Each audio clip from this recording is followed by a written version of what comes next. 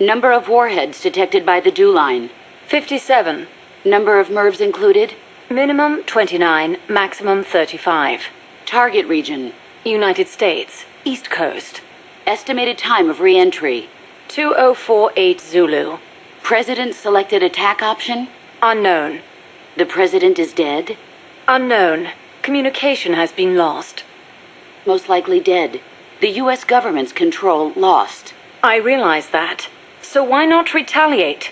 With both sides destroyed, global anarchy would ensue. Recovery would be difficult. The United States' nuclear strike capability must therefore be neutralized in order to preserve the communist bloc, where government remains largely intact. You're siding with the enemy. You can't be serious. Tell me, how do you define enemy? There are no borders in this world. The same conclusion again and again. Where is the flaw? All right, let's try something else. Commencing test. Understood. You're crossing a suspension bridge. Is this my mission? Yes, your destination is the other side. The bridge is wide enough for only one person to pass at a time. A man is approaching from the opposite side. He's carrying a gun. I shoot him. Suppose he's your husband. I shoot him. In self-defense? To spare him the grief. One must die, and one must live. Next question. Your father asks you to fix the roof and mow the lawn. When you climb the ladder onto the roof, the ladder is taken away. I fix the roof. And when you're finished? I jump down. You'll break more than bones at this height. I see no need to change my decision. I have not finished mowing the lawn. I must remain loyal to the mission. Next. There is a snake in the bushes. It is poisonous. I need you to get rid of it. I chase it back to its nest. You can't. The snake's too vicious. It's already killed many people. Why not kill the snake? Your mission is to get rid of it. Is this what you call loyalty? What are you loyal to? Country? Ideology? Feelings?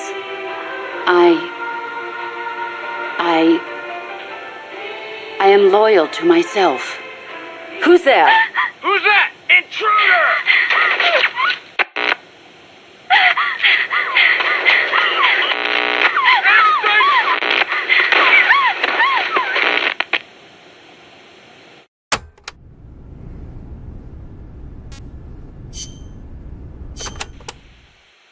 I'm about to leave for Costa Rica, a place completely unfamiliar to me, and on a top-secret mission for the CIA, no less. No guarantees I'll come back alive. Might even get rubbed out by the CIA itself. So I'm leaving behind this record. For her sake. For the boss's honor. Ever since I was a child, I've loved to look up at the night sky. I'd go outside after sunset and drink in the cold air. The moon, Venus, so many stars floating on the edge of infinity. In Manchester, it wasn't very often you saw the night sky in all its star-studded glory, but it was enough to stir a deep longing inside me. Even as others cowered beneath Nazi air raids, I was out there, watching the skies, dreaming of one day reaching the heavens. There were, of course, more practical concerns. My skin was incredibly sensitive. Even the slightest bit of sun would turn it an angry shade of red. Playing outside during the day was complete. Their way of thinking was irrational, making them simple, easy to predict. The boys would talk of tanks and aeroplanes and creepy, crawly bugs. The girls of pretty dresses, glass beads, and tea and cakes. Of boys they liked. I never had much to say on such matters. The curious thing is, adults really aren't all that different. They're simple, capricious, especially men. As they get older, their heads fill with thoughts of women, and more women. Thankfully, I always did have a head for mathematics. When I was about 10, I'd visit a Dr. Turing who lived nearby. We'd sit and discuss mathematical logic. The lights were always on at his house, even in the dead of night. Theoretically, he'd say, there's no algorithm that a computing machine couldn't reproduce. Dr. Turing wasn't foolish like other men, although I didn't find out why until later, after he died. The time will come, he'd say, when computers will be able to think for themselves. That idea rocked me to my core. My aptitude for mathematics brought me closer to the stars. I breezed through school, then went to America for university. While I was studying at Caltech, NASA was established. I signed up in a heartbeat. I was a pretty good computer engineer at the time, and NASA needed skills like mine. The work was enjoyable. Even though I'd given up on going into space myself, it was a pleasure just being a part of it all. I was assigned to Project Mercury, America's effort to compete with the Soviets in manned spaceflight. 7 men were chosen as pilot candidates for the program, becoming heroes overnight. People called them the Mercury 7. The project made good progress, more or less. We had all the funds and materials we needed. After countless hours of analysis, we even had plans for something on par with Sputnik. We thought it'd only be a matter of time before we caught up with the Russians. They'd sent a dog into orbit and brought it back safely to Earth. But NASA top brass dismissed that success as a fluke. The Americans recovered their re-entry capsules at sea, but the only ocean bordering the Soviet Union is the Arctic, so their re-entry capsules had to make impact on land. A dog was one thing, but human spaceflight would still take some time, or so we thought. At the end of January 1961, we successfully put a chimpanzee named Ham into orbit. He returned to Earth as healthy as ever. NASA was giddy with success. It was then that a new woman showed up for duty. She was a backup pilot and advisor. She was beautiful, with blonde hair, strong mouth, and a steely gaze. But there was something else in those eyes, a twinkle of something warmer, of affection. It was the boss. She took one look at us in our revelry and murmured, "Savor this joy today, because tomorrow you'll have to face the truth." And she was right. The next day, our project schedule was accelerated. We'd received new information that the Soviets were mere months away from putting a man into space. The brass had misjudged the Russians. We couldn't afford to allow the shock of another Sputnik. Somehow, we had to get a man into space before the Russians did. It was an utterly impossible task. We'd only just put our first chimp up. With a human on board, failure was not an option, especially if it were one of the Mercury 7 Golden Boys. And on top of that, the brass wanted to put a window in the spacecraft. The pilot wouldn't be a test animal this time, they said, and when this hero came back alive and well, they wanted him to describe what he'd seen. It was madness. Adding a window to our existing spacecraft would leave it unable to handle the stress, not to mention the problem of shielding the occupant from cosmic rays. But the boss rose to the task, and splendidly. She claimed to be a layman when it came to space, but caught on keenly to new ideas and concepts. She was demanding, of herself and of others. She seemed rather cold-hearted at times, but I was smitten. She was beautiful, yes, but more than that, she was wise. Her mind was thoroughly rational, and yet no matter how I tried, I could never predict her actions.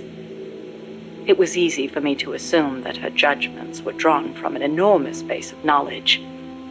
Quite simply, her life experiences were more diverse, more intense than anyone else's. To me, they seemed boundless in their breadth. In her, I saw a reflection of the night sky. Perhaps because I too was a woman, she and I became close. I couldn't go out in the sun, but she lit up my life. Her light was soft, like that of the moon. I was so happy. With her unerring guidance, the project steadily regained its footing. But one issue remained, the pilot's safety. When the day came to choose a pilot, the Mercury 7 just quietly walked out. Who could blame them? It was far too great a risk to take. Even if they'd volunteered, NASA would never have let them go. They were national heroes, basking in the media spotlight. There was no way they'd be sent on such a mission. The conference room was silent. Then, slowly, she raised her hand, almost as if acting out a scene from a movie.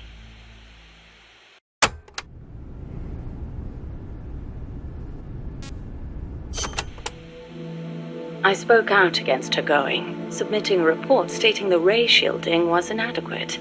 But the brass's response was brusque. She's already been exposed to a nuclear test in Nevada. She's the perfect candidate. It was completely irrational. Repeated exposure to radiation would only increase the danger. But the government was still reeling from the Soviet success with Sputnik. There was no hope of getting a rational response. They were simply too panicked. People can be so obtuse when it comes to things they can't see. I, however, understood all too well. Just as invisible ultraviolet radiation scorched my skin, heavy particle radiation from space would cause irreparable harm to human tissue. In a word, she was expendable. It was during the boss's pre-flight checkup that I noticed something strange on the X-ray of her skull. Part of the right hemisphere of her brain was damaged. It seemed inexplicable, given her keen intelligence and amazing physical prowess, but there it was, and I decided to report it. I hoped that perhaps my discovery of a physical defect would result in the flight being cancelled. But as I went to make my report, she stopped me.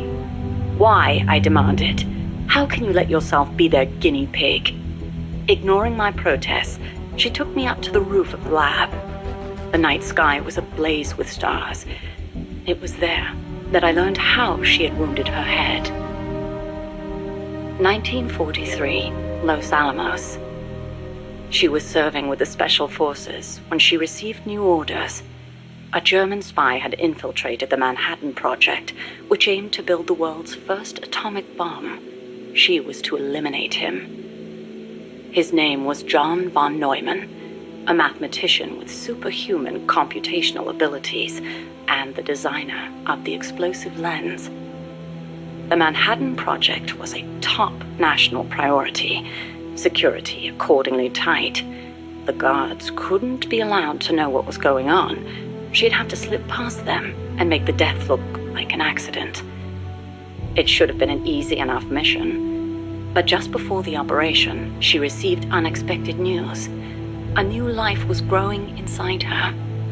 She was overcome with joy, and for one brief moment, it clouded her judgment. She accidentally got into a shootout with the guards, and without thinking, protected her belly. She was shot in the head. The bullet only grazed the surface of her brain, but the tissue around the wound was destroyed, leaving her in a coma. She wasn't given much chance of recovery, but 3 months later, she woke up. Within 6, she was able to move around as if nothing had happened. It was functional compensation. The other parts of her brain took over for the part that was lost. It made logical sense, but such a full recovery was nothing short of a miracle. Perhaps her superhuman willpower made it possible.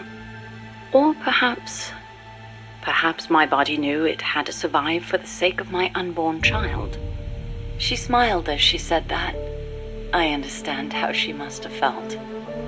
Some have taken to calling me Ms. Left Lobe, she said, because I'll do anything for the mission. She was tough, yes, but she had feelings too. I knew that better than anyone else. As it turned out, von Neumann wasn't the spy. The assassination order was a deliberate bit of misinformation planted by the Russians. She had been deceived. The Eastern and Western camps were united on one point: opposition to the Nazis. The Allies needed to develop that bomb before Hitler did. But in looking ahead, the Russians found the Manhattan Project's progress a little too quick for their liking.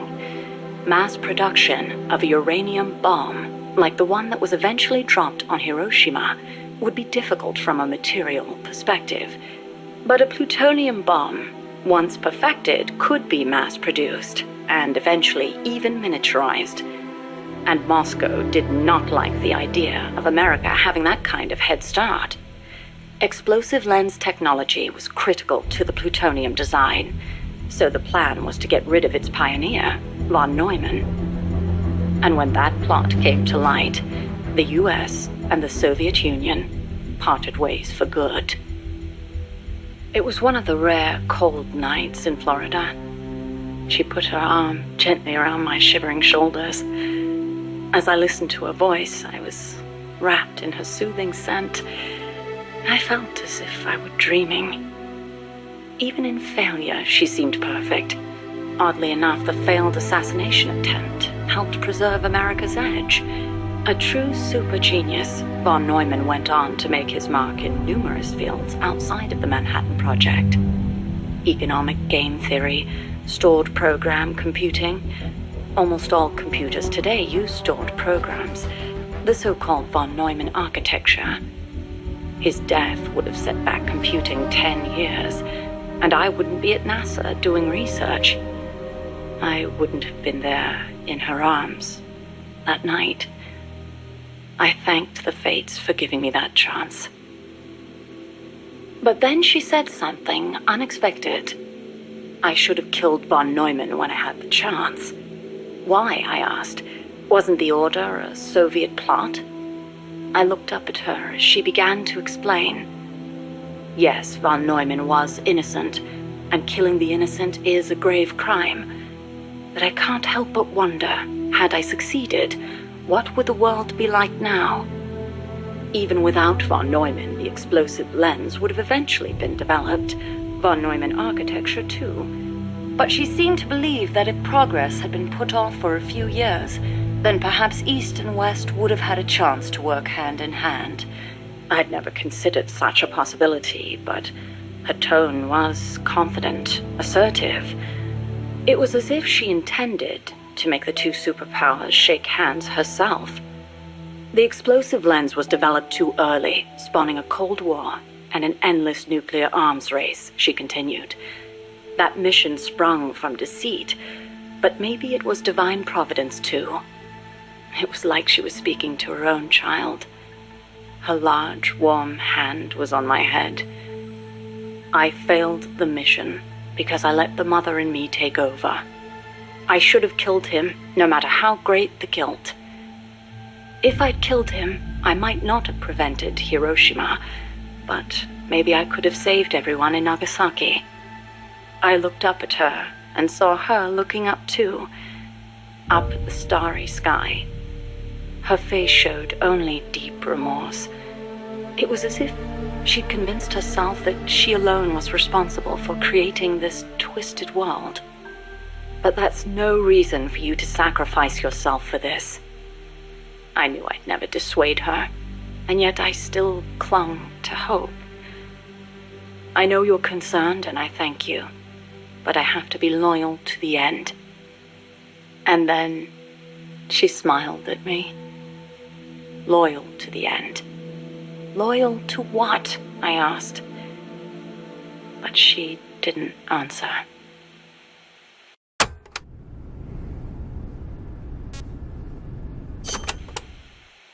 The days that followed were spent training tirelessly for our first space flight. The boss endured conditioning that tested the limits of human capability, and I supported her. Those were happy days. On April 12th, the spacecraft carrying the boss left the Earth's atmosphere. Although it was only 20 minutes of ballistic flight, it was nothing short of miraculous, considering how little time we'd had. The first human in space. We were ecstatic. Then something went wrong. The re-entry angle was slightly off, warping the outer hull. The cause was clear. It was the hastily constructed window we'd installed. Her capsule missed the projected splashdown point by a long shot. As we raced towards the capsule, a breaking news broadcast came over the radio. It was the news report of the successful launch of the Vostok rocket, piloted by the cosmonaut Yuri Gagarin. They'd beaten us into space by the slimmest of margins. When we arrived, the capsule had already disappeared beneath the waves. The boss was floating on the surface. I can't really recall what happened next. They told me later that I gave a strange scream and plunged into the sea, not caring whether my skin would burn. She didn't wake up. Her entire body was bruised, burnt, scorched by cosmic rays. It was a miracle she was still alive. Everyday propaganda boasting of the shining accomplishment flowed out of the Soviet Union. The hardest part was having to read the report the next morning from Izvestia, the Soviet governmental paper. Written there after the report were those legendary words of Major Gagarin, "The Earth is blue." The person who should have said those words, though, was incapacitated, confined to a bed. NASA opted to pretend the flight had never happened. The Soviets had orbited a man around the Earth and returned him safely. We'd barely managed to escape the atmosphere and achieve ballistic flight. Even worse, the pilot was horribly mangled and the spacecraft lost altogether. As they saw it, covering it up was the only alternative to seeing the nation's pride dealt yet another blow. I've been told military records show the boss was taking part in the Bay of Pigs incident at the time. They were that desperate to erase the whole affair. In the end, Alan Shepard's ballistic flight 1 month later became known as America's first spaceflight. Shepard's flight owed its success to insights earned through the boss's sacrifice. But to me, none of that mattered. I prayed day and night for her recovery, never leaving her side, not even for a moment. Then, as summer ended and the chill of winter approached, she spoke. "Give me water." I threw myself on her breast, and she embraced me. It was all I needed. I thought she would tell me about space, the true sky, where the stars don't twinkle. But the only thing she'd speak of was Earth, our home as she'd seen it from space, so fleeting, so irreplaceable. I was ashamed. I'd been enamored for so long with the sky that I never thought to look beneath my feet, at the ground upon which I stood. As soon as her rehab was over, she was gone. It happened without warning. No one informed me, and the higher-ups wouldn't say a word. It wasn't so strange or surprising, really. I simply assumed she was off to complete her next mission, because she was loyal to the end. Since then, I've devoted myself to researching artificial intelligence, so that no one will ever have to make her sacrifice again. No human being should be asked to take on a mission that dangerous. Next time, I'll be the light that shines on someone else. I still wonder why she opened up to me on that chilly night in Florida. That operation was top secret, even if it was all in the past. I like to think it was because she trusted me. But that's probably not the case. She wanted someone to listen, and I don't think that someone was me. Those faraway eyes, the tone of her voice, like she was talking to her own child. Those things made it clear that she was speaking to someone else. I found myself envying that someone. 4 years later, I learned of her death. A traitor's death, no less. She'd stolen an American nuke and defected to the Soviet Union, where she was killed by her former apprentice. Or so I was told. I refused to believe it. She'd never do such a thing. I could think of only 2 possibilities. Either she really was trying to bring East and West together, or she truly did want to be killed. She believed the world is not the way it's supposed to be, that it's been unbalanced by the tenuous peace offered of nuclear deterrence, and that she was to blame. Perhaps her death was an act of atonement. She was loyal to the end, to our world.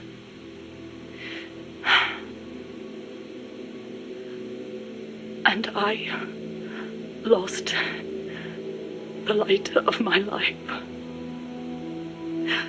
I now find myself victim to an incredibly irrational emotion of my own.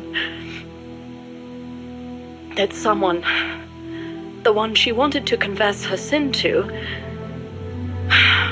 could it be the one who took her life? The very thought drives me utterly mad with jealousy. One day, I will discover the truth.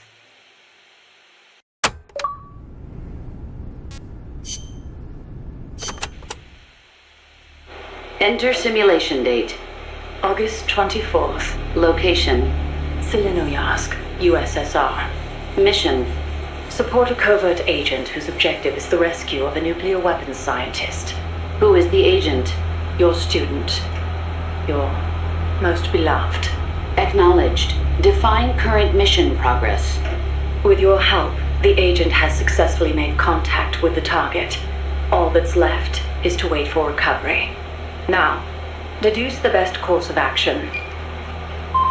I take the scientist away from the agent. What for? As a gift when I defect. Why are you defecting? To reform my special forces unit with my former comrades in arms. No, I don't want to know your objective. I'm asking for the reason. Why are you betraying your country?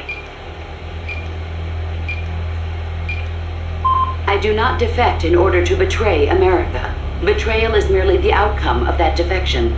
Response time is always slower here. Perhaps she lacks confidence in her judgment. You're a hero in the West. Why should the Soviets trust you? In addition to the scientist, I provide them with a portable nuclear warhead in order to win the favor of a Russian GRU officer. And then you launched it.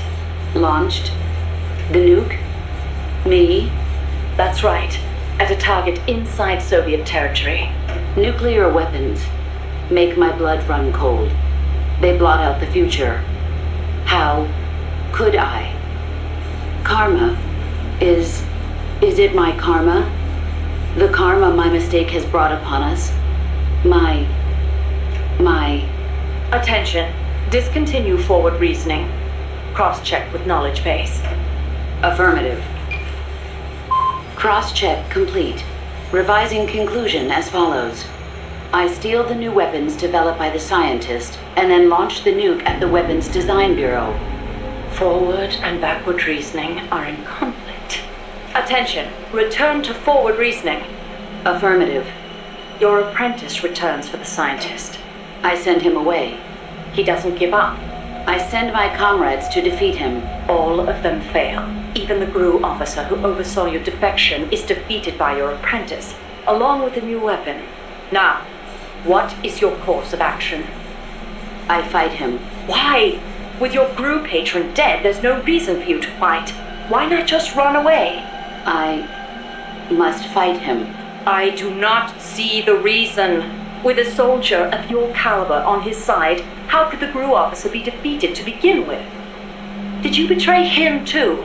I've been waiting for a long time. You could switch allegiance from GRU to KGB and take the remaining nuke as a gift. There's no chance they wouldn't welcome a hero of your stature. Drift away. My place is with them now. I didn't ask you that. Give me the basis for your reasoning. Tell me the truth. Politics determine who you face on the battlefield. Why won't you answer me? It's like you were just waiting for him to kill you. I was disloyal. Betrayed my country. I deserve to die. How can you say that? You can't be a traitor. You're not that kind of person. Kill me. Kill me now. Stop it! Stop it! Attention! Discontinue reasoning. One must die, and one must live. Stop it, damn you! Discontinue! Life's end. Isn't it beautiful? Shut down! Always in the same place. Her reasoning goes haywire. Someone holds the key. Perhaps it's him. And I'll get it out of him. One way or another.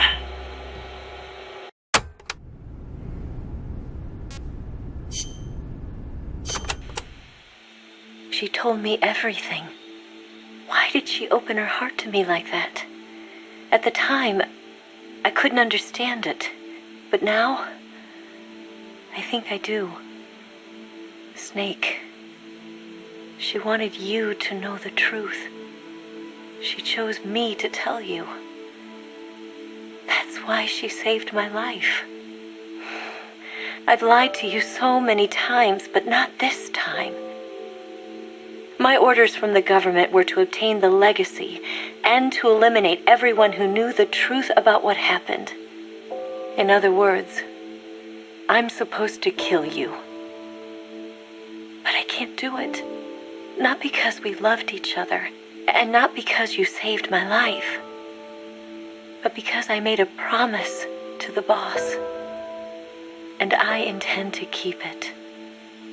I just wanted you to know. And you have to live. Snake, listen to me. She didn't betray the United States. No, far from it. She was a hero who died for her country. She carried out her mission knowing full well what was going to happen. Self-sacrifice, because that was her duty. The boss's defection was a ruse set up by the U.S. government. It was all a big drama staged by Washington so they could get their hands on the philosopher's legacy. And the boss was the star of the show.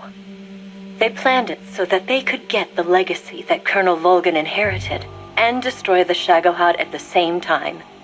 Only a legendary hero like the boss could have earned Volgan's trust.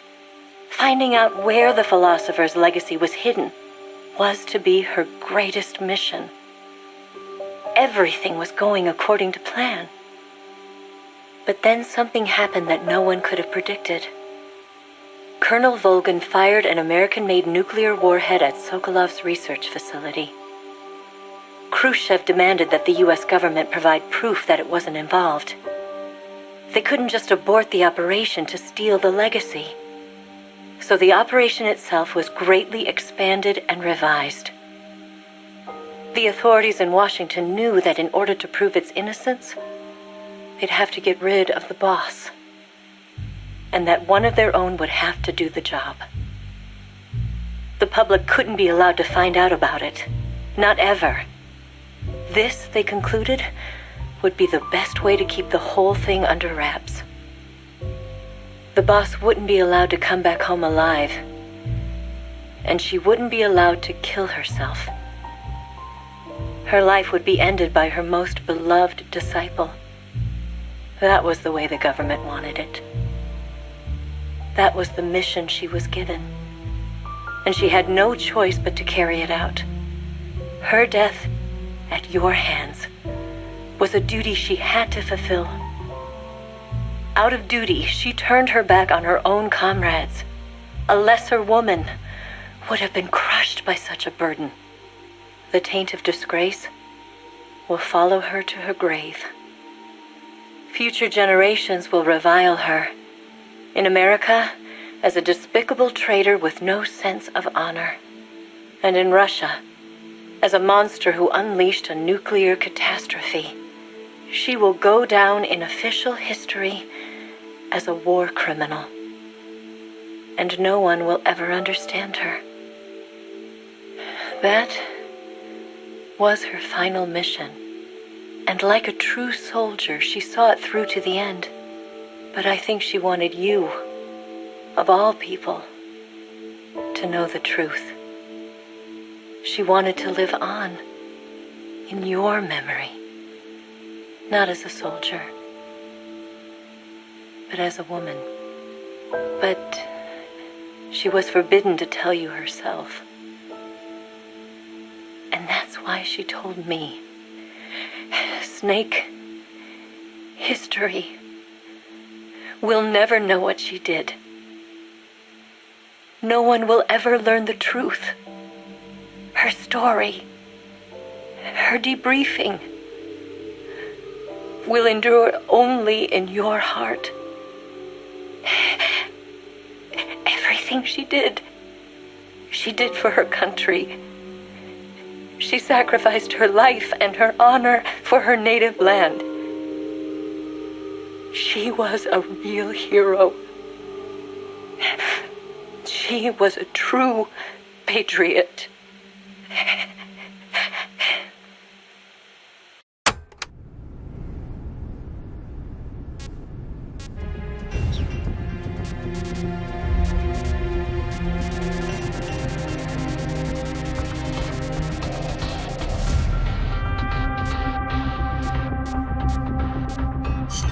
Commence target practice.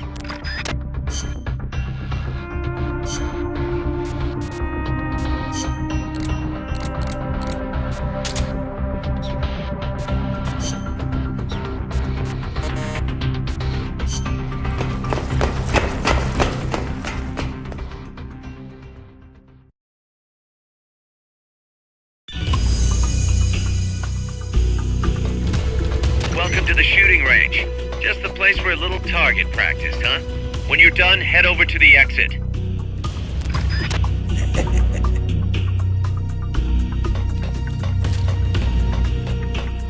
Commence target practice.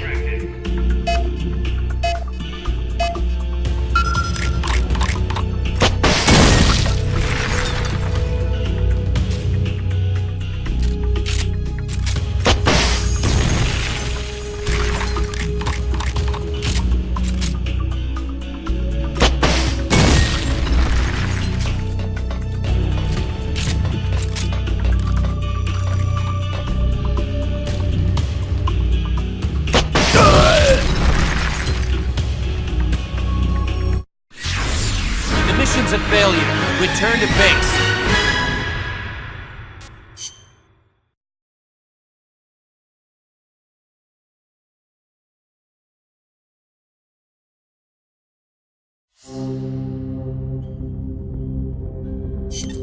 Commenced.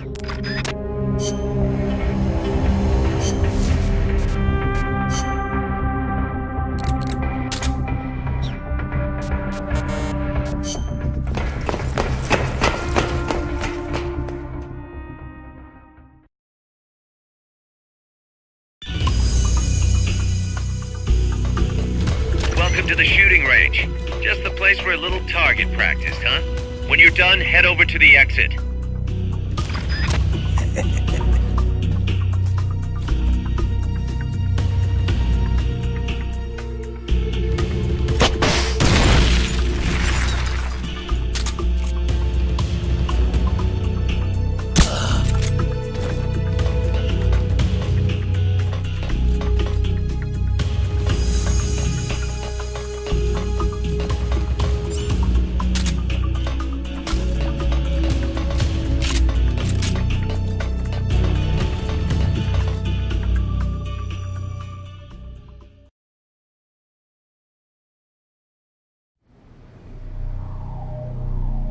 Big Boss!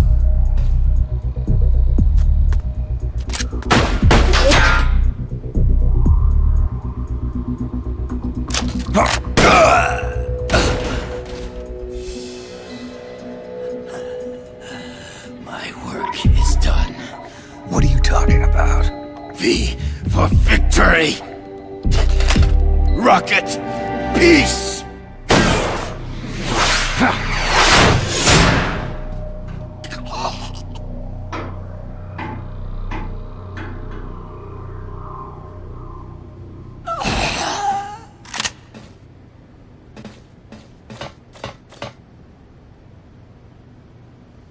Kaz.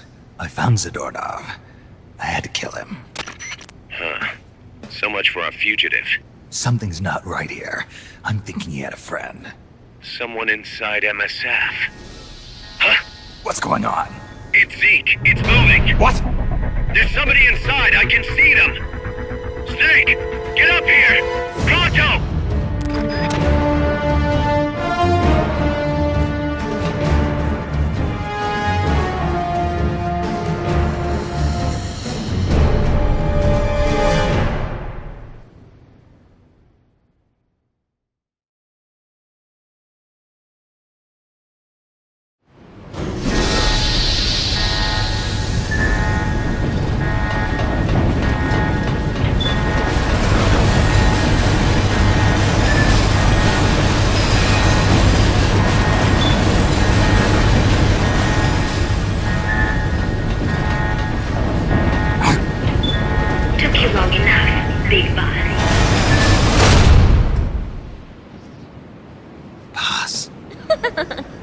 Get down from there before you hurt somebody. Maybe I want to hurt somebody. What's going on? She's not herself. Oh, I am myself, all right. My true self.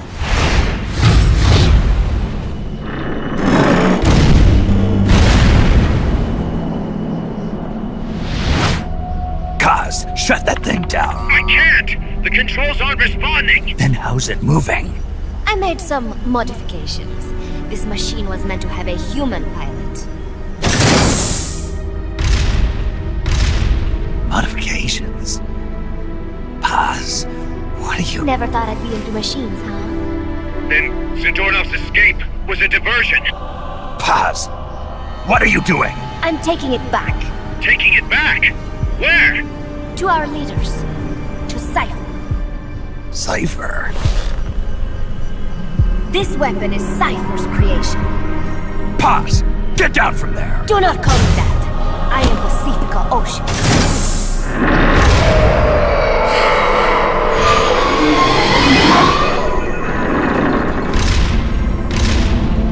My name, my age, my mission. Cypher gave them all to me. My entire life has but one purpose. To carry out Cypher's plan. The nasty tobacco. The angel of peace crap. The whole thing with a dream routine. I am through with all of it. Paz, you can't. I told you not to call me that. It makes me want to puke. Everything is going exactly as we planned. Now the real Peace Walker project is finally about to reach its goal. The real project?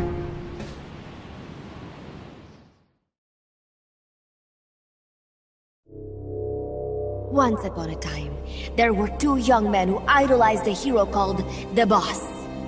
One day, they suddenly lost the point of origin. This Cypher, that was like a mother to them. Unable to come to terms with their sorrow, they each decided to carry on the will of their hero. But they could not agree on what that meant. In the end, they became bitter enemies, and the Zero from which they both started was split into two. And you have been on the wrong path ever since. There is no happily ever after waiting for you in the end, unless you obey the will of Cypher. Where does an army without borders call home? A state without borders, of course. A world without borders. A world without borders. The Cold War order is about to collapse. The age of electronic intelligence is about to begin. The NSA, CSS, NRO, DIA, etc., etc. The intelligence community that has long bickered amongst itself will be united in a world governed by electrons. Cypher will gather all information, watching over the world and guiding the will of its people, all while they remain blissfully unaware. There will be no one to oppose them. For the first time, the world will be ruled by a single will. Until the new order is in place, you and your army will be the force that protects it. You will be Cypher's deterrent, pulling the wool over the eyes of the old order with your charisma and military prowess.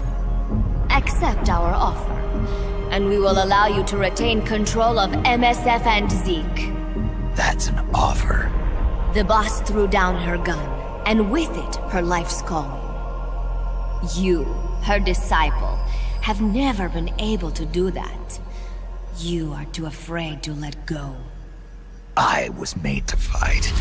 I am a gun. Is that so? Then what do you call this? Is it a gun too? You are a lousy liar. Admit it. This thing is a monstrosity, a product of your own fear. But not Cypher. Cypher thought of something different. Cypher's going to control guns. Control guns. That is right. Not deter, control. It is the ultimate approach to the illusion of peace. Control power. You're gonna be disappointed. Then we are done. Thank you for playing. Better luck next time. The offer is rescinded. And now the ultimatum. Zeke is already in nuclear strike mode. What? I'm taking the weapon you built and using it to launch a nuclear strike on the east coast of the United States. You're insane. What are you after? But wait, here is your consolation prize. We are about to show the world just how dangerous a gang of outlaws, an army without borders, can be. You and your men will become pariahs, and you will be wiped off the face of the earth. Rather than heroes, you will be seen as a well-armed extremist cult prone to indiscriminate outbursts of nuclear aggression. You will give rise to a new world order, an age of deterrence defined by its fear of extremist cult influence. Do you like the picture I am painting, Big Boss? When all is said and done, peace is nothing but a fantasy. A game is a game. You either win or you lose. All you can do is fight. Stop me if you can. The peace sign is the V of victory. Say, peace.